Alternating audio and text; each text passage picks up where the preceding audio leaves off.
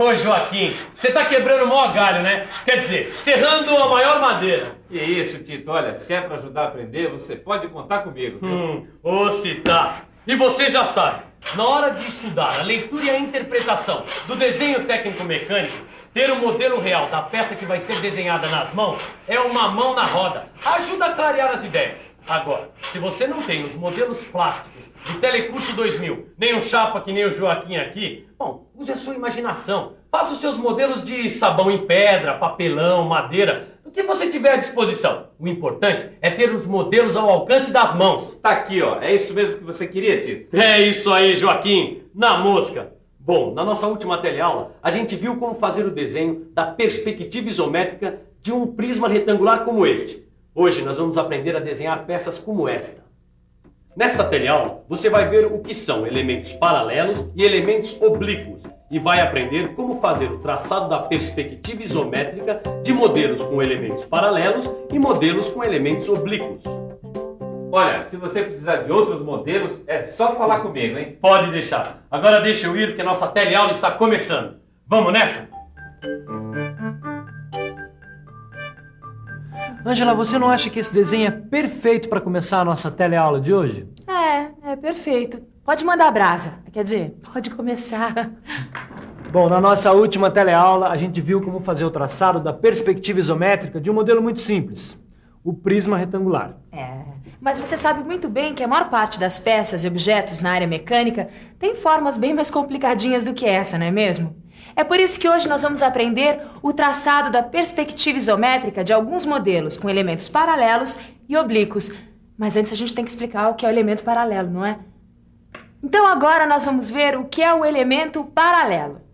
Dá só uma olhadinha nesse desenho que está aparecendo no monitor. Isso que você está vendo aí é um prisma retangular com um elemento paralelo, o rebaixo.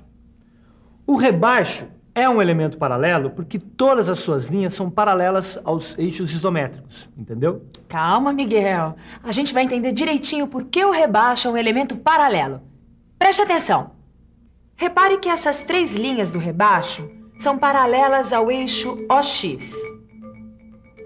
Essas duas linhas são paralelas ao eixo OY.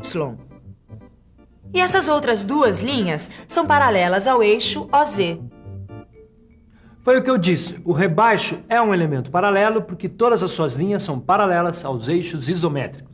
Será que, depois dessa explicação, ficou fácil identificar peças com elementos paralelos? O que você acha? Você consegue identificar os elementos paralelos? Dá licença, desculpa interromper o papo, mas vocês podiam me esclarecer se dentre essas peças existe alguma com elementos paralelos?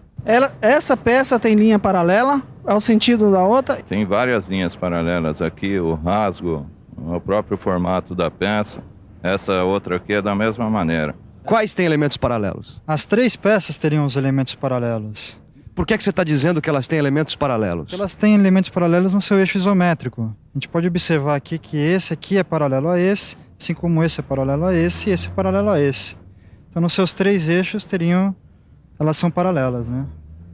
Puxa, o pessoal aqui está afiado. E você?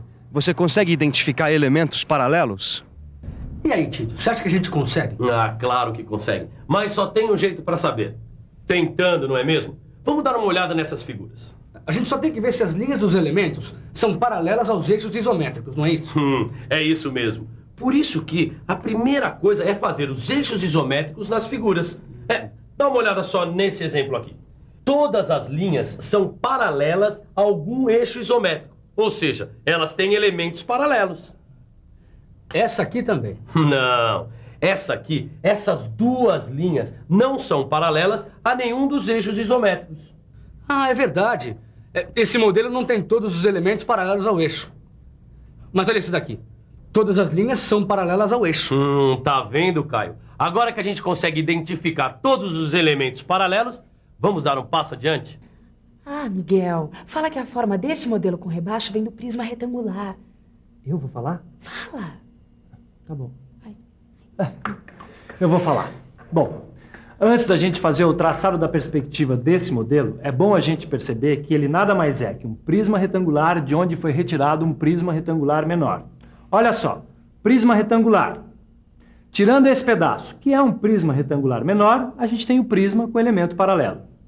Por isso, para fazer o traçado da perspectiva do prisma com elementos paralelos, a gente parte do prisma retangular ou prisma básico. Agora eu vou dar uma dica que já foi dada, mas eu acho importante repetir. O modelo real ajuda a perceber melhor a forma da peça. Agora, se você não tem os modelos fornecidos pelo Telecurso 2000, mãos à obra. Faça você mesmo em casa os modelos, com madeira, massa modelar ou então qualquer outro material. O importante é ter o modelo à mão. Agora sim, é a hora de fazer o traçado. Bom, e para ficar mais fácil, o traçado vai ser apresentado em 5 fases. Mas vale a pena lembrar que na prática as coisas acontecem numa sequência bem natural, sem grandes divisões. Todo mundo pronto? Então vamos nessa! Perspectiva isométrica de elementos paralelos. Primeira fase. Como eu disse, o nosso ponto de partida é o prisma retangular. Quer dizer, a gente começa esboçando a perspectiva isométrica do prisma básico, tomando como base o comprimento, a largura e a altura do prisma com rebaixo. Segunda fase. Agora a gente marca na face da frente o comprimento e a altura do rebaixo e aí traça as linhas isométricas. Terceira fase. Hora de traçar as linhas isométricas que determinam a largura do rebaixo. Repare que a largura do rebaixo é igual à largura do prisma básico. Depois, quarta fase. Completar o traçado do rebaixo. Por último, quinta fase. É só apagar as linhas de construção e reforçar os contornos do modelo. Nossa, ficou muito bom, hein, Miguel? E aí está. Prontinho o traçado da perspectiva isométrica do modelo com rebaixo. Fácil, não é? Esse método das 5 fases ajuda a entender bem melhor, não ajuda? Fica tudo bem mastigadinho, né? Se fica.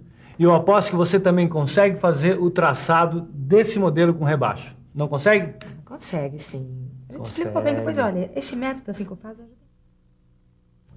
Eu acho que eu consigo, Caio. Ué, então o que a gente está esperando? Mãos à obra. Vamos lá.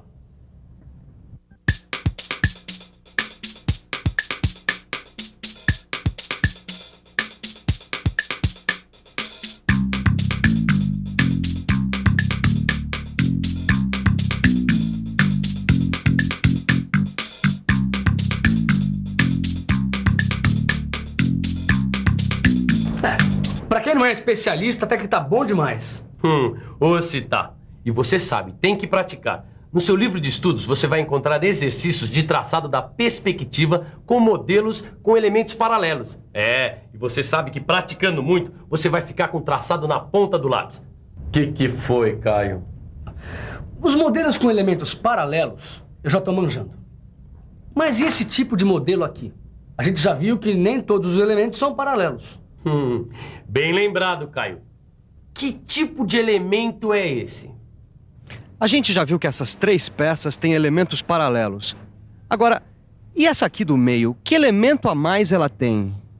Olha, essa peça aqui, ela é totalmente diferente dessas outras duas. Por quê? Porque essa peça, ela é oblíqua. Essa peça é um elemento oblíquo. Ela tem um elemento oblíquo. Oblíquo, inclinado, de través, não perpendicular. É isso mesmo que você está pensando. Um elemento é oblíquo quando ele tem linhas que não são paralelas aos eixos isométricos. E na mecânica é muito comum encontrar peças com elementos oblíquos. Vamos ver alguns exemplos. Nesses modelos, todas as linhas que estão em destaque são linhas não isométricas. Ou seja, esses aí são exemplos de modelos com elementos oblíquos. Você falou do rebaixo. Agora eu posso falar do chanfro? Fala. Agora a gente vai falar do chanfro. Esse modelo aqui tem um elemento oblíquo, que é conhecido como chanfro. E a gente vai usar esse prisma chanfrado para traçar a perspectiva isométrica de elementos oblíquos. E é muito fácil perceber que esse modelo também deriva do prisma básico. Olha só.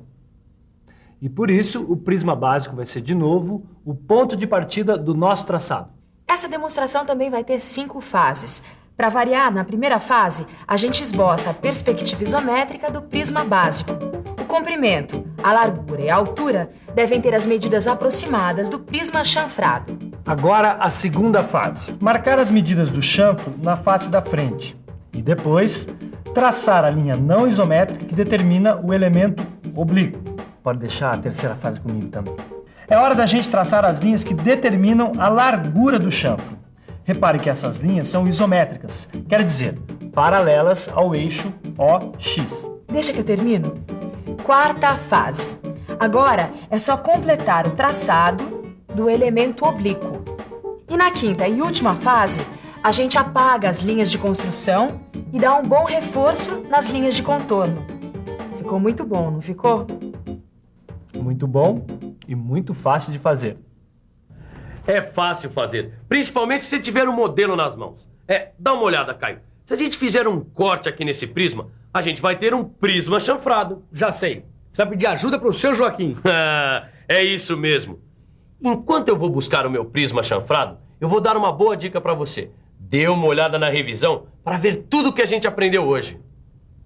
E atenção, se liga aí que é hora da revisão. Nessa teleaula, você ficou sabendo que, num elemento paralelo, como o rebaixo, todas as linhas são paralelas aos eixos isométricos. E viu as 5 fases do traçado da perspectiva isométrica de um elemento paralelo.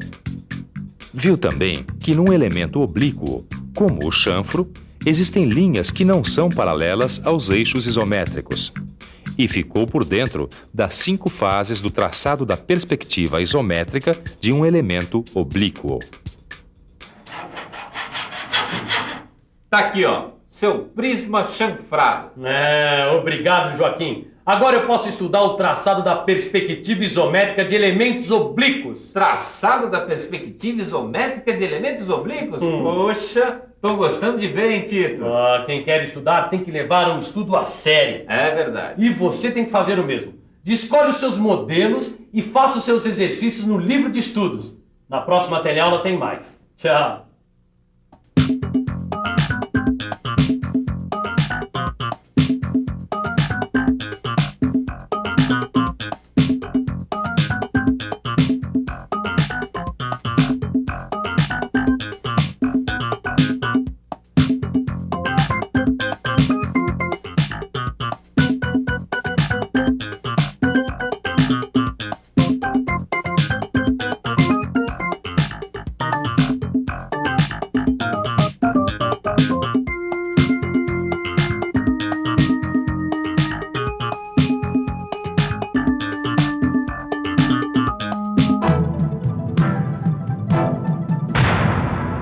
Telecurso 2000, um programa de educação do Sistema Fiesp e da Fundação Roberto Marinho.